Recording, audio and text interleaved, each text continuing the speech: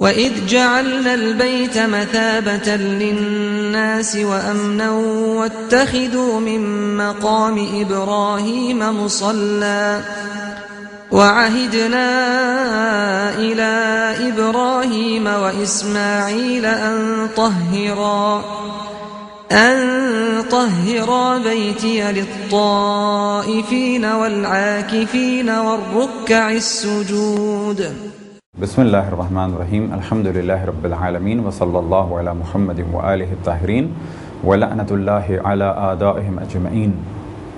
موضوع گفتگو اعتکاف، اور ہماری اس گفتگو کا عنوان ہے زمان اعتکاف، یعنی اعتکاف کن دنوں میں رکھا کیا جا سکتا ہے اور اعتکاف کی کم سے کم مدت کیا ہے۔ تو پہلے مرحلے میں یہ واضح رہے کہ اعتکاف کم سے کم 3 دن کا ہوگا۔ شرائط اعتکاف کا بعد میں پھر ذکر کیا جائے گا۔ شرائط میں سے ایک شرط یہ ہے کہ اعتکاف کرنے والا روزے سے ہو۔ اب یہاں پر یہ بات واضح ہو گئی کہ اعتکاف کم سے کم 3 دن کا ہے اور اعتکاف کرنے والا روزے سے ہو، اور یہ بات واضح رہے کہ سال میں کچھ ایام ایسے ہیں کہ جن میں روزہ رکھنا حرام، اور انہی دنوں میں سے ایک دن ہے عید الفطر کا اور ایک دن ہے عید الاضحیٰ کا۔ بس اتنا واضح ہو گیا کہ اعتکاف صرف ان دنوں میں نہیں رکھا جا سکتا کہ جس میں روزہ رکھنا حرام ہے۔ بس نتیجہ یہ نکلا کہ اعتکاف پورے سال میں کبھی بھی کیا جا سکتا ہے۔ بس اب اگر کوئی اعتکاف کرنا چاہے پہلی رجب سے 10 رجب تک کر سکتا ہے، لیکن اگر کوئی اعتکاف کرنا چاہے 8، 9 اور 10 ذی الحجہ کو تو کہا جائے گا کہ یہ اعتکاف نہیں ہو سکتا، باطل ہے۔ وجہ کیا ہے؟ وجہ یہ ہے کہ کم سے کم اعتکاف 3 دن کا ہے، اور ایسا شخص کہ جو 8، 9 اور 10 ذی الحجہ کو اعتکاف کرے تو اس کا نتیجہ کیا ہوگا کہ تیسرا دن اس کا عید الاضحیٰ کا دن ہوگا، اور اس دن روزہ رکھنا حرام ہے، اور کیونکہ روزہ رکھنا حرام ہے تو اس کا اعتکاف نہیں ہو سکتا۔ بس جب تیسرے دن یہ اعتکاف نہیں کر سکتا تو اس کا اعتکاف ہو گیا 2 دن کا، اور 2 دن کا اعتکاف ہو نہیں سکتا۔ اب اس جانب توجہ رہے کہ یہ جو ہم نے عرض کیا کہ اعتکاف کی مدت کم سے کم 3 دن ہے، تو 3 دن سے مراد ممکن ہے کسی کے ذہن میں آئے کہ 3 24 گھنٹوں والے دن، تو یہاں پر اس جانب توجہ دلائیں کہ یہ مراد قطعاً نہیں ہے۔ اب یہاں پر مثال دی جائے کہ اگر ایک شخص نے اعتکاف کیا تو اعتکاف کی ابتدا فجر سے ہونی چاہیے، اور احتیاطاً فجر سے کچھ پہلے آ کے مسجد میں بیٹھ جائے تاکہ فجر سے پہلے اعتکاف کی نیت ہو جائے۔ البتہ جب آ کے بیٹھا تو یہی نیت ہے۔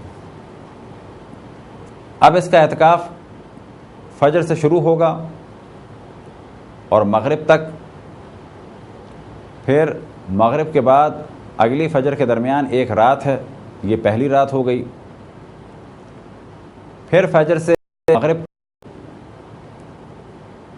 اور پھر مغرب سے اگلی فجر تک ایک اور رات آئے گی، یہ 2 راتیں ہو گئیں، اور پھر اس فجر سے مغرب تک یہ ایک اعتکاف مکمل ہو جائے گا۔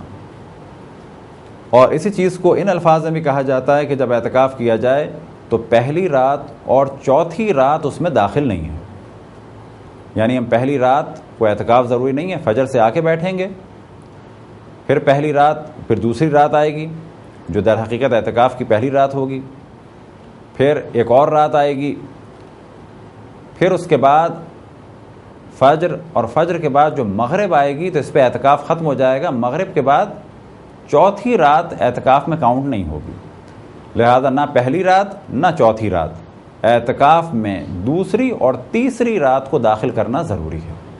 بس اب یہاں دوبارہ اختصار کے ساتھ بیان کیا جائے کہ اعتکاف پورے سال میں ہمیشہ مستحب ہے، ہر دن مستحب ہے، سوائے ان دنوں میں کہ جب روزہ رکھنا حرام ہے، خصوصاً عید الفطر اور عید الاضحیٰ کے دن۔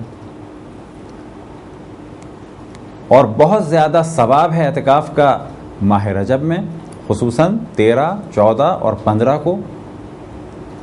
اسی طریقے سے بہت زیادہ ثواب ہے ماہ رمضان مبارک میں، اور ماہ رمضان مبارک میں زیادہ ثواب ہے آخری 10 دنوں میں. آخر کے 10 دنوں کا بہت زیادہ ثواب ہے. اب اگر کوئی شروع کے دنوں میں کرے اس کا بھی بہت ثواب ہے. اور جو روایت ہم نے بیان کی کہ اگر کوئی ماہ رمضان میں 10 دن اعتکاف کرے تو اس کا ثواب کیا ہے؟ 2 حجوں اور 2 عمروں کے برابر. لیکن کب کہ جب آخر شہر رمضان میں ہو، یعنی آخر میں ہو، تو اس کا زیادہ ثواب ہے. لیکن اگر شروع کے 10 دنوں میں کریں تو بھی اس کا بہت زیادہ ثواب ہے، 2 حج اور 2 عمرے کے برابر. تو یہ ایک مختصر سی گفتگو تھی زمان کے بارے میں، اور زمان ہی کے ساتھ ساتھ بعض اور شرائط کا بھی ذکر ہو گیا. البتہ دیگر شرائط کی جانب توجہ رہے. کسی بھی عبادت کو بغیر اس کے فلسفے کے اور بغیر شرائط کے انجام نہیں دینا چاہیے، کیونکہ بعض دفعہ بعض افراد سالوں گزر جاتے ہیں ایک عبادت کرتے ہوئے، اور بعد میں پتہ چلتا ہے کہ یہ عبادت باطل تھی. اور وجہ کیا تھی باطل ہونے کی؟ کیونکہ اس کو معلوم نہیں تھا کہ اس عبادت کو انجام دینے کی شرائط کیا کیا ہیں. خداوند تبارک و تعالیٰ سے دعا ہے کہ بحق محمد و آل محمد ہمیں اپنے رسول، اپنی حجتوں، خصوصاً امام زمان علیہ الصلوۃ والسلام کی معرفت اور اطاعت کی توفیق عطا فرمائے. وصلی اللہ علی محمد و آلہ الطاہرین.